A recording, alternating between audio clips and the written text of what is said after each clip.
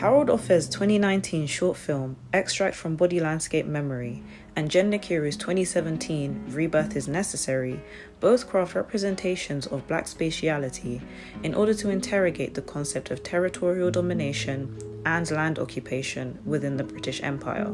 Using visuals of Black Britons in natural and industrialized landscapes, these short films poetically examine the notion of freedom and liberty outside of the vestiges of feudal and English property law, colonial constructions of citizenship, and the capitalist control of land in the UK. Body Landscape opens with the three figures sat on the tree stumps, moving slowly while facing away from the camera. This is immediately contrasted by the direct gaze featured in Nakiru's experimental short film, where each person documented looks straight into the camera, symbolizing the empowerment possessed by their existence within their respective spaces. The use of close-ups also removes the spatial boundary between the viewer and the subject, working to challenge geographical and generational distances that exist between members of the diaspora. Like Nakiru, Offe also bridges this gap by deliberately using extracts from Samuel Coleridge Taylor's 20th century piece, Symphonic Variations on an African Air, throughout the entire film. The classical music here is significant because it acts as a signifier for high culture, as it's typically associated with sophistication and enriching oneself. This is also reinforced through the sleek black costuming worn. Black is a colour that is heavily associated with formality, elegance, and power. Offe constructs this visualization of superiority and wealth in order to introduce the deep-rooted connection between the three elements of power, classism, and elitism, and how they manifest into the English property laws restricting who is permitted to occupy where. While the figures in Body Landscape move slowly and gracefully in time with the symphonic sounds, the performers featured in Rebirth is Necessary dance within and outside of the frame as the idiosyncratic beats of Afro-jazz fusion plays. Nakiru documents dancers performing in the streets of London while wearing vibrant, patterned clothing. The bright, versatile colours of the costuming contrast the formal uniform attire worn in Body Landscape, as Nakiru constructs the scene using bold colours, a visual style heavily associated with contemporary pop art and Afro-surrealist aesthetics. The juxtaposition between these constructions of high and low culture here visually and sonically interrogate the concept of elitism and classism. By doing this, Offe and Nakiru effectively critique the hierarchical social construction of class and how the demarcation between upper class and the working class continues to determine and influence who can occupy and possess land in Britain. Feudal laws in Britain legally stated that the right to all land was legally vested in the sovereign and the state. Yes, the feudalist legal model has since been abandoned, but the legacy is still there.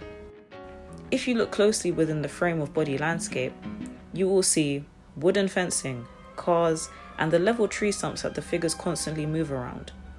The severed trees and fencing act as visual representations of the colonialist exploitation of nature and land for capital gain.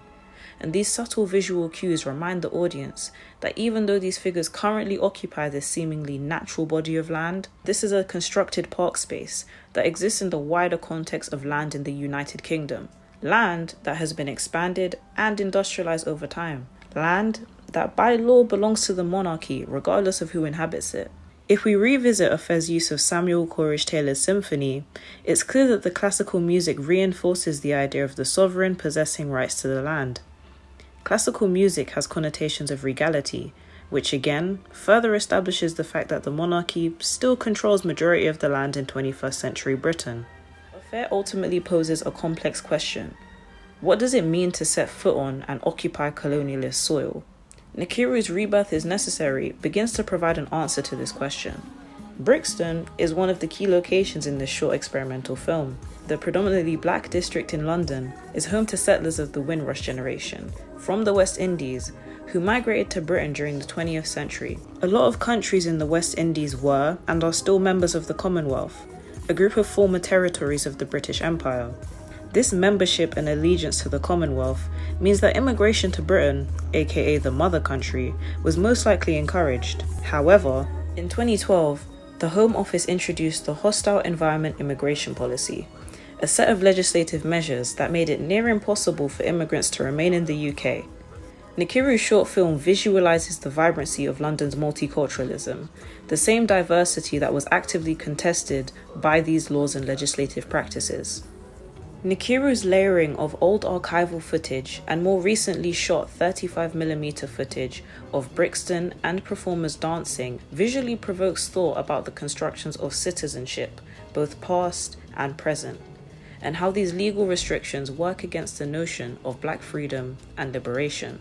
Nkiru's deliberate yet unconventional layering, framing, and reversal of this footage subtly exposes the hypocrisy of these immigration laws and the overall construction of Britishness, which in turn promotes the collective undoing and dismantling of these exclusionary structures. Past and present, American, African, Caribbean, and British. By layering these concepts together, Nkiru provides us with an Afro-surrealist representation of a diasporic history, centralizing a more Afrocentric idea of citizenship that considers all aspects of personhood that have existed, currently exist, and will continue to exist in the future. I am the past, present, and the future. The movement of the actors in Body Landscape is also symbolic of this dismantling, as they gradually move off of the amputated trees, which is indicative of a collective rejection of this industrialized colonial expansion.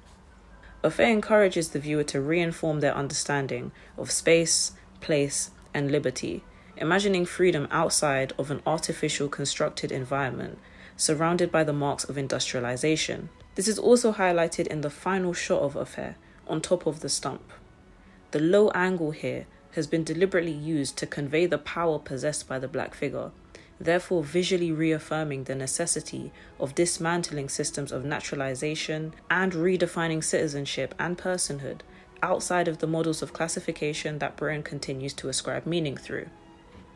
Ultimately, Rebirth is Necessary and Body Landscape Memory collectively shed light on the exploitation caused by colonialist industrialization in Britain, while also reaffirming the place of Afrocentric representations of personhood in the diaspora.